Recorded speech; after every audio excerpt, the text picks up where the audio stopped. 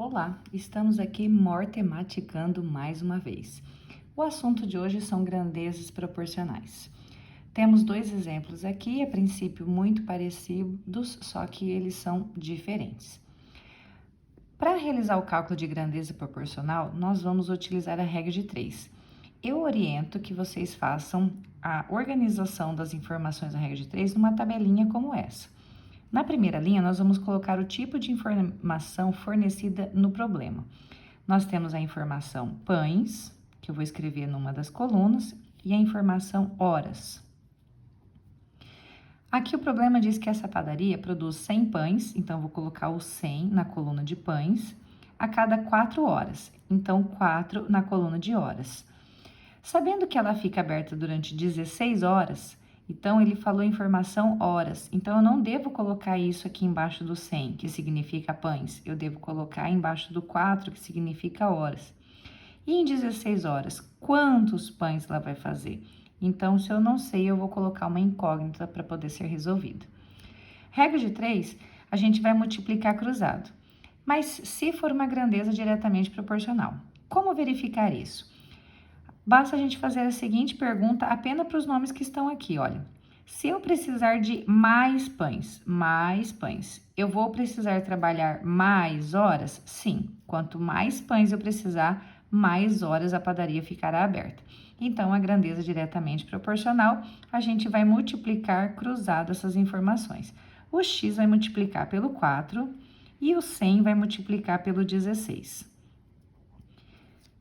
Cálculo comum de uma equação, nós temos aqui 16 vezes 100 é 1.600, que dividido pelo 4, nós teremos uma produção de 400 pães. Já nesse exemplo aqui, a gente vai também começar da mesma forma. Coloca o tipo de informação, velocidade em quilômetros por hora e tempo em horas. Diz que um determinado trajeto é feito numa velocidade de 60 km por hora em 2 horas. Já se eu fizer esse percurso numa velocidade de 80 km por hora, nós vamos gastar quanto tempo? Agora você vai fazer aquela famosa pergunta sem olhar para os números, apenas para os nomes que estão aqui. Se eu tiver numa maior velocidade, eu vou gastar mais tempo ou menos tempo? E aí a gente verifica, né, que se eu tiver mais velocidade, eu vou gastar menos tempo. Grandeza inversamente proporcional. Então, antes de fazer a regra de 3, nós vamos inverter esse cálculo aqui.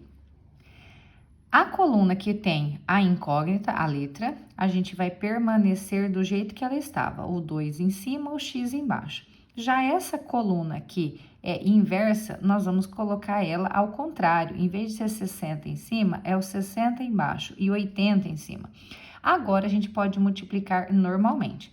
80 vezes x e 60 vezes o 2. Também cálculo comum de equação. X vai ser igual a 120 dividido pelo 80. E aí, a gente encontra um tempo de 1 hora e meia, 1,5 horas. Ok? Grandeza inversamente proporcional.